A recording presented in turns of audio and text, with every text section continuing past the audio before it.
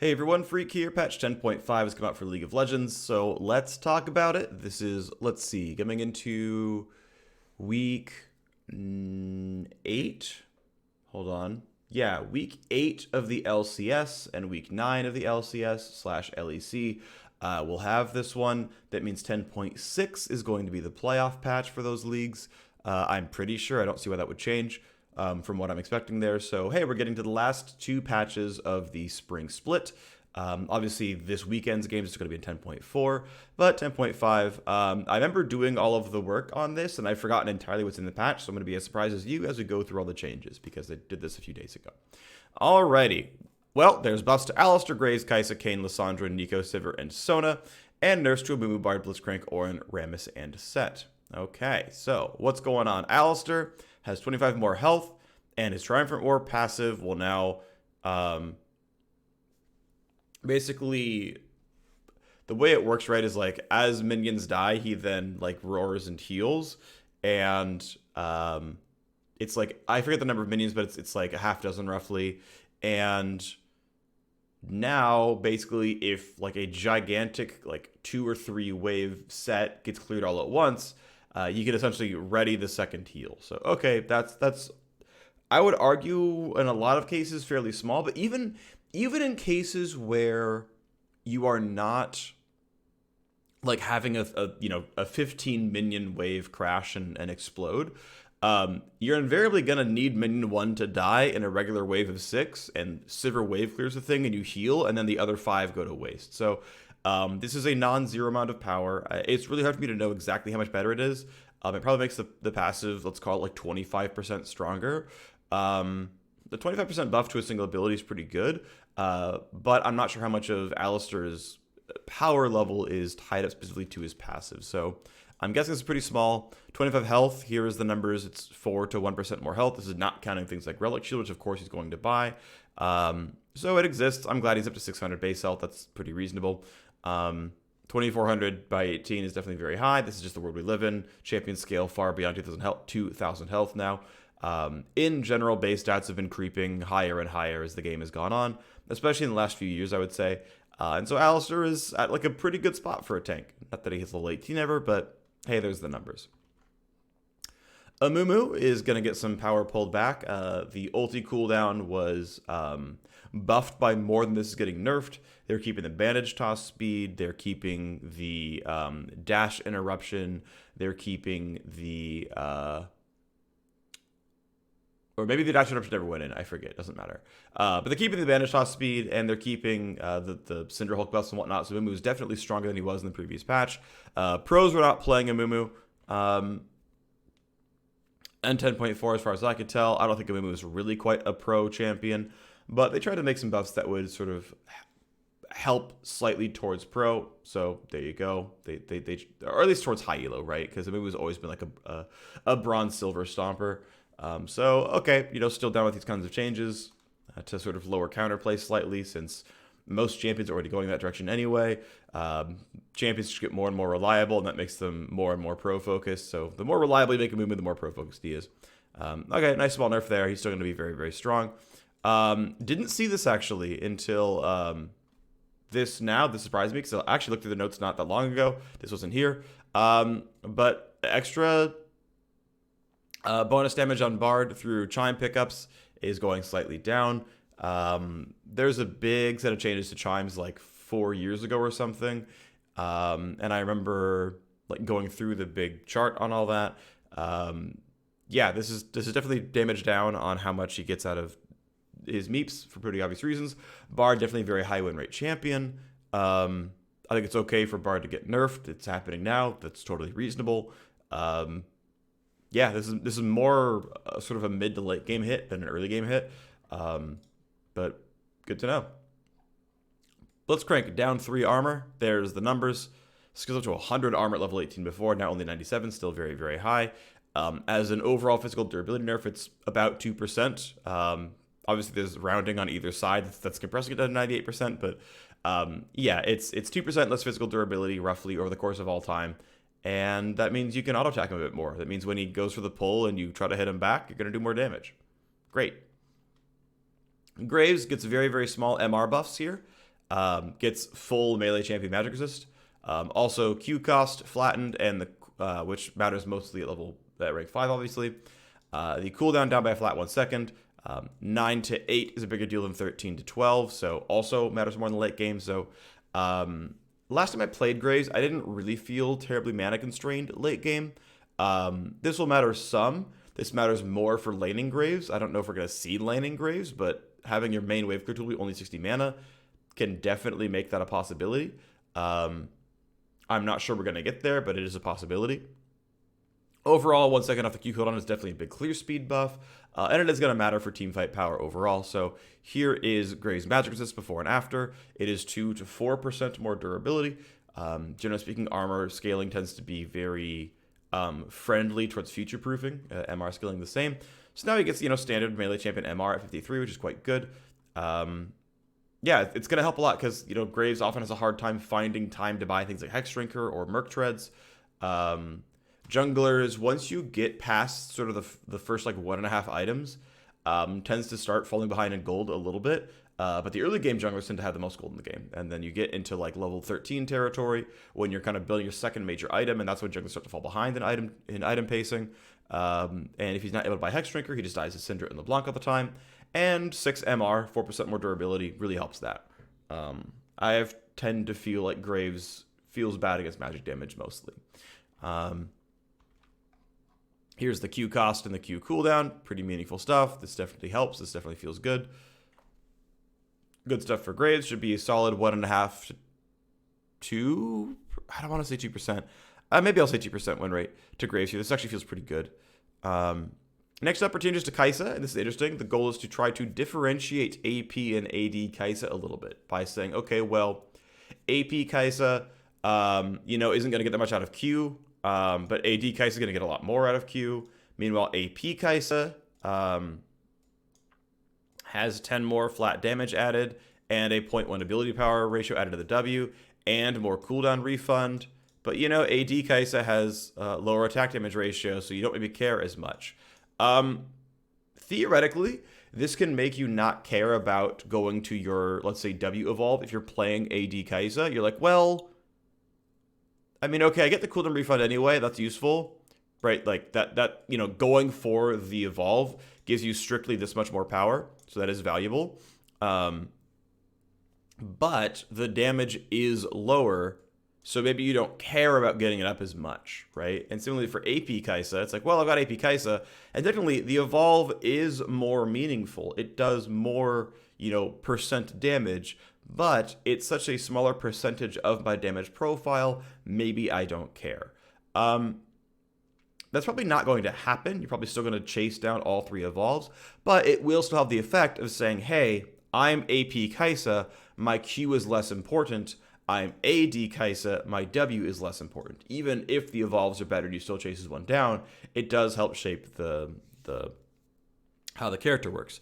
And I will say that this is a valuable goal, and I think this could be pushed farther.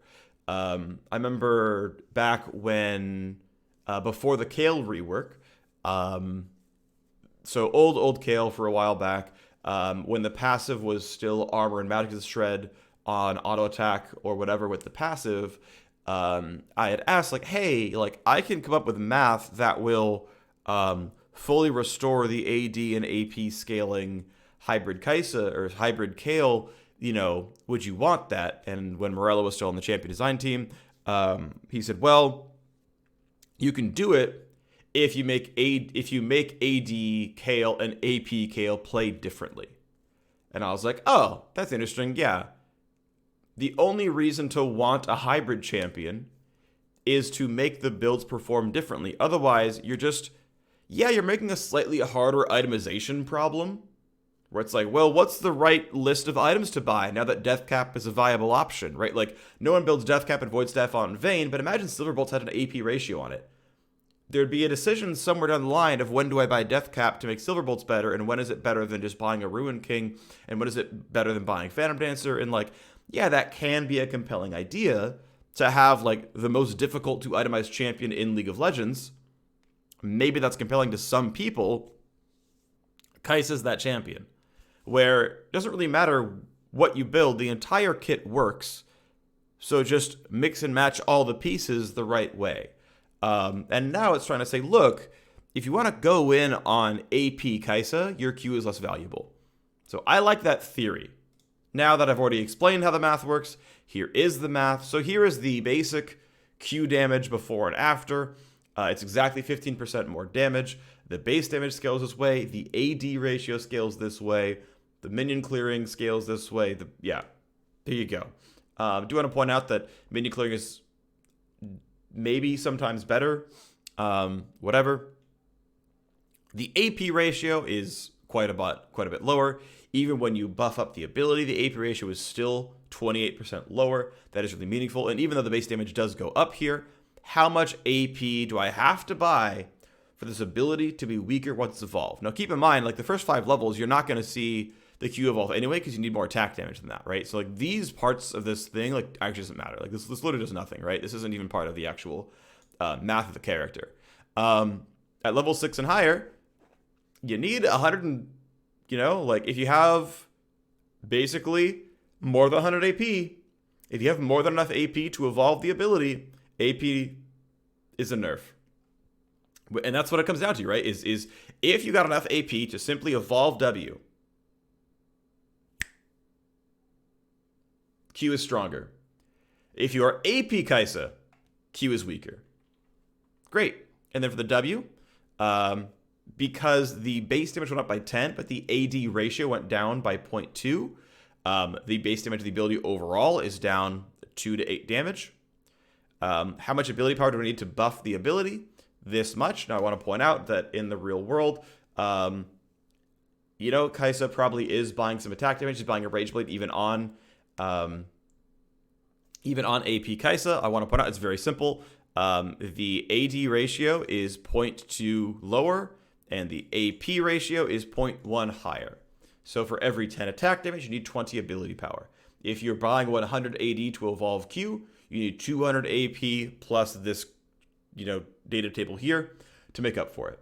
There you go. That's the math. There's the Kai'Sa changes. AD Kai'Sa, I think, is definitely stronger, and it is the more common build, right? Q is objectively better. This is honestly, I would say, barely weaker. Not that big of a deal to me. And keep in mind, you actually get the AP required to put the base damage where it was before just by building the evolve, which everyone does already. But yeah, the AD ratio is lower, but even then you still get this. So it looks like Kai'Sa is positive here. Next up, Kane now has constantly a scaling orb gain rate. Now, this is not going to be exactly accurate because mine is basically checking in on a minute-to-minute level. But this is basically the orb gain multiplier before the orb gain multiplier now, which means hey, at any given minute, how much better is the orb gain?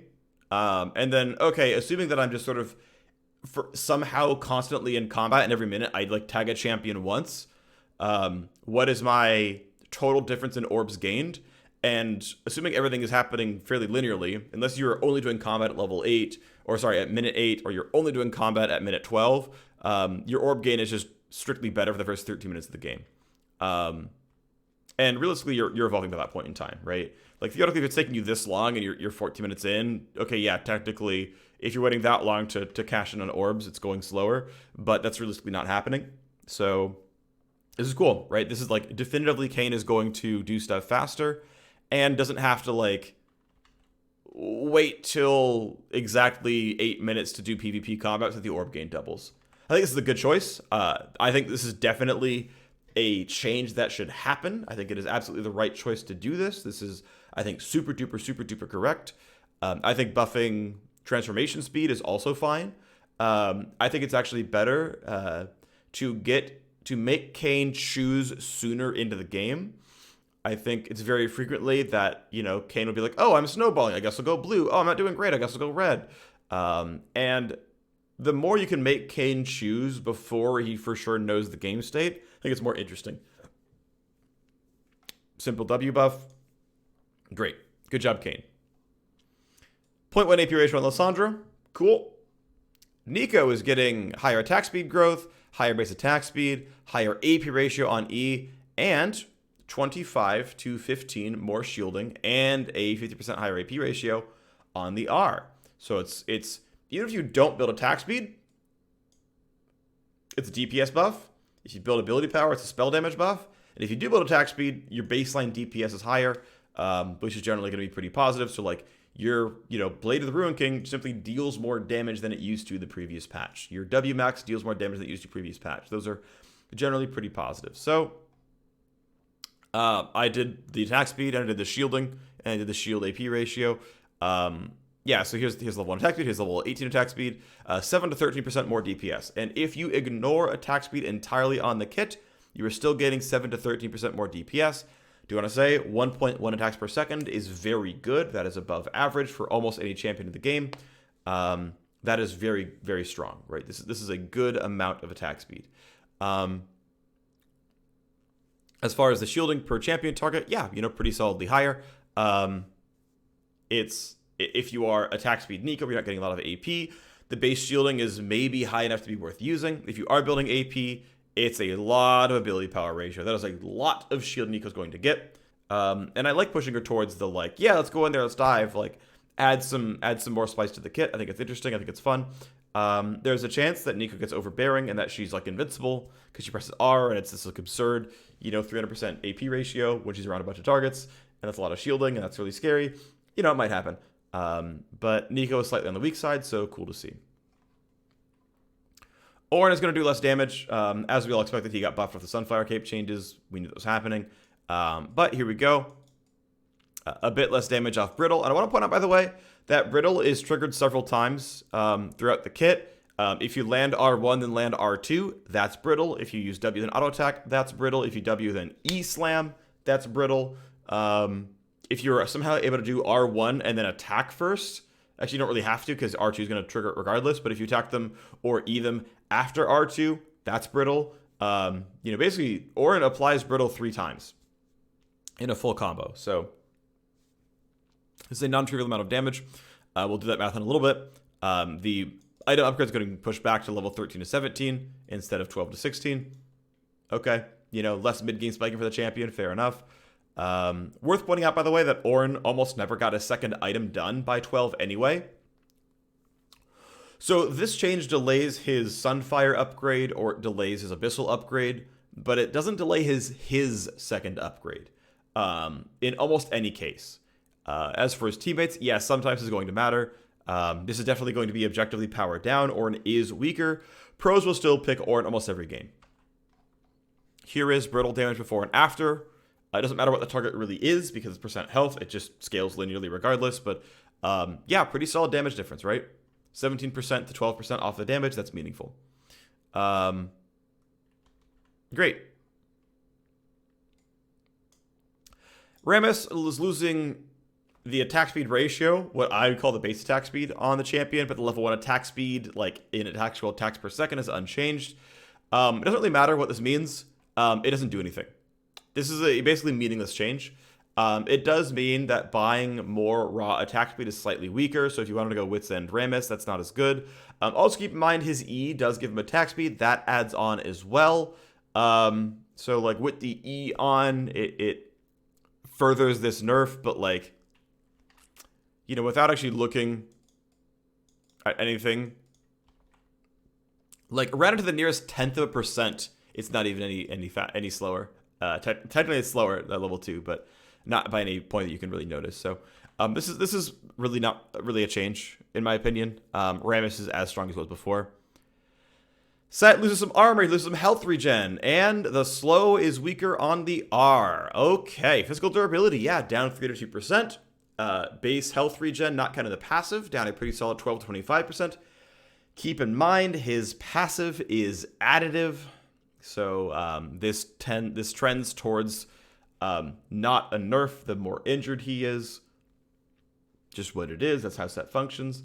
But good to see more nerfs. He is, I would argue, maybe the best performing jungler in League of Legends right now.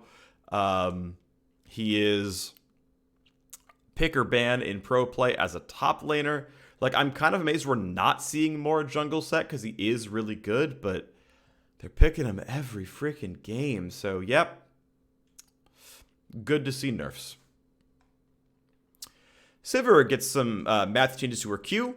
Basically, the base damage is down by 0 to 20, but the AD ratio is up by 0 to 0.2. AP ratio unchanged.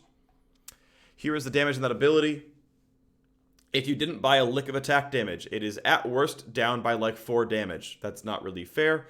It takes like, what is it? What, 20%? It takes what, 20 bonus AD to make up for this? Runes and Adoran's Blade basically covers that. So Sivir is objectively stronger at all points in time, with a pretty solid 80% higher AD ratio. That's good. Sivir's basic build is Essence Reaver to Infinity Edge, which is like 170 attack damage, something like that, after runes and other items, whatnot. So, yeah, this is quite nice. This is definitely a meaningful buff to Sivir. She's going to feel quite a bit better. I like Sivir a lot. She's one of my favorite champions. Very first League champ I ever played, so always a soft spot in my heart. Glad to see Sivir in a decent spot. And then, hey, even the late game R has some extra move speed after the initial second and a half decays down. Yeah, meaningful buff here. Probably 1.5%, 2%. Should feel pretty good for Sivir. They're reverting the hotfix attack damage nerfs to Sona. They're reverting the Song of Celerity nerf. Well, revert to Sona as well. They're re-reverting it. And they're instead basically using a nerf to Spell Thieves that requires a nearby allied champion again to be used, and they're hoping that that is going to be what removes top lane Sona from solo queue. We'll see if it does. I hope so. I think top lane Sona is performing to the detriment of support Sona. Again, her ratios are so high that this is just how it works. This is a champion who scales off gold. I think her level scaling is also very high overall, so that's life. Some abilities now cast at max range. I like that in general. Further buffs to Darius, Mordekaiser, and Poppy as junglers. Here's the Mordekaiser monster cap damage. It's 12 to 37% higher. Mordekaiser was definitely far below 50% win rate, so was Darius, so they're both getting buffed. The Darius stuff is like very obvious math, like this is just a direct comparison. This at least, slightly worth looking at. And then Poppy is actually pretty meaningful here as well. Want to point out that the old damage, it had a base damage and then it had a percent health damage on top of it.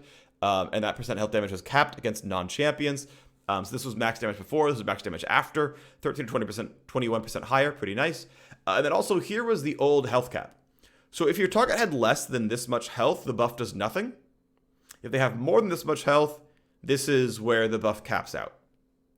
Worth noting, red, blue, Gromp, big Krug, big Wolf, at least in the early game. Yup, you're going to hit the cap, you're going to get this much damage. It's going to be pretty meaningful. You're going to feel this. It's going to be nice. I dig it. Poppy Jungle. Want to point out, by the way, Poppy Jungle, really high win rate. Above 50%. Poppy Jungle is just in meta now. Just straight up. Like, I'm not sure if Darius and Mord were going to be good, and, so far they aren't. Poppy is already good. I don't know if they, I'm not sure why this change is coming through. I know her pick rate is low. She's not really played in pro. She's not played in solo queue very much. Poppy Jungle is good. So, FYI, pick or ban this stuff. Probably. She's really strong.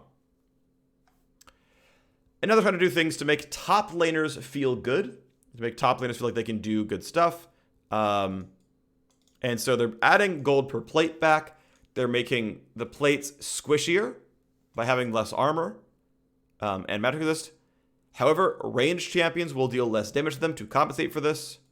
And if you try to team fight down the turret with a bunch of champions, it gets even more armor and MR. And I want to point out, by the way, that the less armor you have, the more that armor matters. So even without this change, Bulwark was going to be more effective than last patch.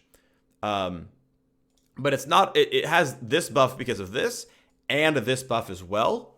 So it's really some very meaningful durability bumps to how much Bulwark provides.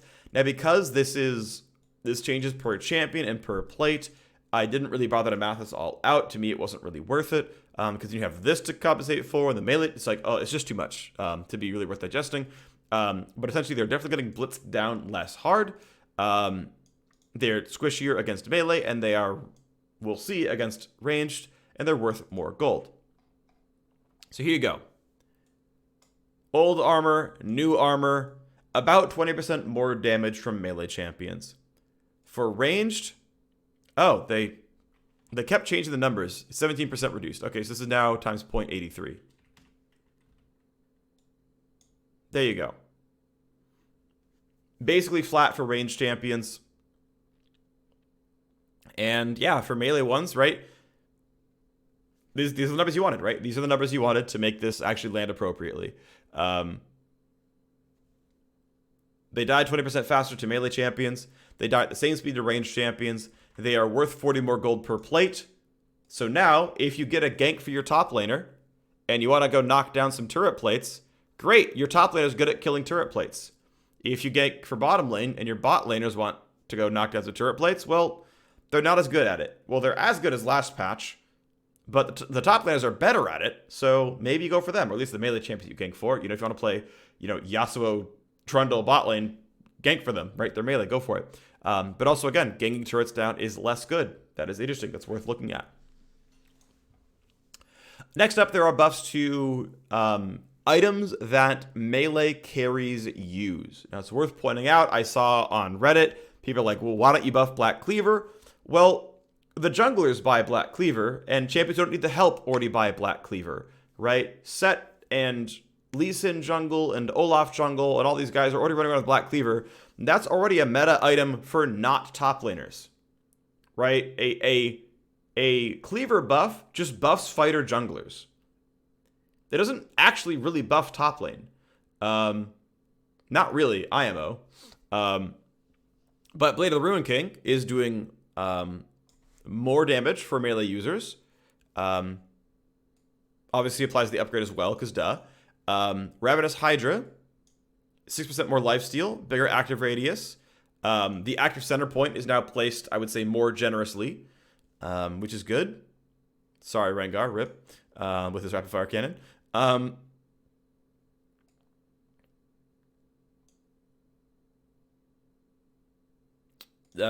Titanic is the same way, right? 0.5% extra max health damage, 0.5% extra max health damage. So let's dive into these items, and we can zoom out slightly so that we can actually see the numbers. Okay, so we're out of order, so we'll start with Blade of the Ruin King.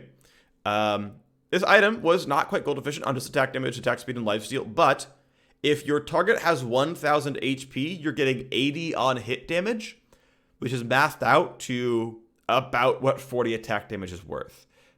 This has now been buffed to 120 attack or on hit damage, which is really, really, really good. Like, just that passive against 1,000 HP is basically gold efficient. Obviously, on hit damage is not affected by AD ratios, but it is applied per auto attack. And if it's about half the time, or half as good, then it's worth half of what attack damage is, which seems fair to me. And that's kind of where we land. Blade of the Ruin King is definitely in a really solid spot for melee users post-patch. This is a very meaningful, and again, a melee champion in top lane, in pretty much any fight, is going to hit someone with more than 1,000 health in a lot of cases, right? So you're getting more than 40 extra on hit damage. That is absurdly high. That is very, very, very, very high. This puts Blade of the Ruin King in a spot where kind of Trinity Force was a while ago, where it can be your one damage item and you build tank, and it's meaningful. It's going to put out some real damage for you. So I like this. Ravenous Hydra, here's the gold efficiency before and after. It's getting another 200 gold worth of lifesteal, putting it, even higher on the gold efficiency. The rest of this stuff is all the same stuff. But yeah, I mean, it's gaining some raw gold worth of stats. This is a ton of sustain. Fiora's going to love this. Fiora's going to full heal so much more often. I know we're all looking forward to Fiora chain healing off everything, but that's pretty meaningful. And then Titanic Hydra. I forget what my example champion was. I said if you had 2,000 health after buying Hydra, which is, have 1,550 health when you buy it, which is, normal-ish. Here's the cleave on hit. It's 10 damage higher. We talked about Ruin King being 40 damage higher. This is 10 damage higher for every 2,000 health. Good to know. The Crescent, the splash AoE that hits everyone in the back is also 10 more damage per 2,000 health. So, somewhere between 10 and 20 damage on the on-hit, basically. And then Crescent is just that much damage. That part didn't get changed. But only the passive damage went up. So the burst didn't go anywhere. It's still a flat 240, which is definitely meaningful, don't get me wrong. And it's just 10 more damage on hit, 10 more damage on the splash in the mid game, and then up to maybe like 15-ish towards end game. Yeah, solid stuff. These feel like fairly small buffs here on Titanic side, but pretty nice on Ravenous, and I would say very good on Ruin King. Spellthief's Edge now requires an ally champion, even dead ones within 2,000 range. That is to try to get rid of top Sona, and it's why they reverted the changes to her attack damage and everything else. She definitely lost a lot of win rate in support by trying to hotfix and get her out of that role, out of top lane. Now with the Spellthief's change, we're trying to get rid of that entirely. This also helps get rid of things like top Janna that has shown up, which honestly a couple of us saw coming. I'm happy to get rid of Spellthief's top lane. I know it was nice. I like playing mage supports. I'm a big Zyra player. It was nice being able to farm without your AD carry around. 2,000 range at least generous, but yeah, you're look, this is the price that has to be paid for items that are that good. And it sucks, it feels bad. Unlucky. Same for Sickle, obviously. Next up, nerfs to boots of mobility and a buff to boots of swiftness. We're getting Mobies a lot. A couple of assassin mid laners were rushing them first item, notably Kiana. Every support was rushing them at the very beginning of the game as well. And Swift is really not seen very much, so new efficiency. Here's Mobies before and after. And for fun, I included the other support items, the other boot upgrades as well, just for kind of curiosity's sake. Mobies were not gold efficient until you get the out of combat speed, but if you did, look at all that speed. It's beautiful. Now it's less efficient in both cases. Swifties, you were paying 240 gold. Now you're paying 180 gold for the slow resist. Realistically, it's weird because flat move speed is just generally undercosted, right? Boots of speed, are an overpowered item in and of itself. And so just simply an item that gives more move speed, for it to be like actually balanced, probably has to be inefficient gold wise to a certain extent. But yeah, putting Swifties back on the menu, cool. For comparison, you pay 110 gold for Mercury Tread's Tenacity, right? And you're paying 180 for the slow resist, and it's arguably a weaker button, a weaker tool. Ninja Tabby, 160 for the auto damage reduction. That's pretty on par. Circus Greaves are actually just gold efficient. Sork Shoes, you're paying 550 for the Magic Pen. That's fair. That's what Magic Pen costs. Lucidity, you're paying 110 for the Summoner cooldown, right? So it's kind of worth pointing out, right, that like all of these items, you're really paying like 150-ish gold for those passives. Feels good, right? That feels like about on par, about fair. Air imbalance changes. Eternals are existing. Bug fixes are in. That's the video. Only 30 minutes long. Thanks for watching. I'll see you next time.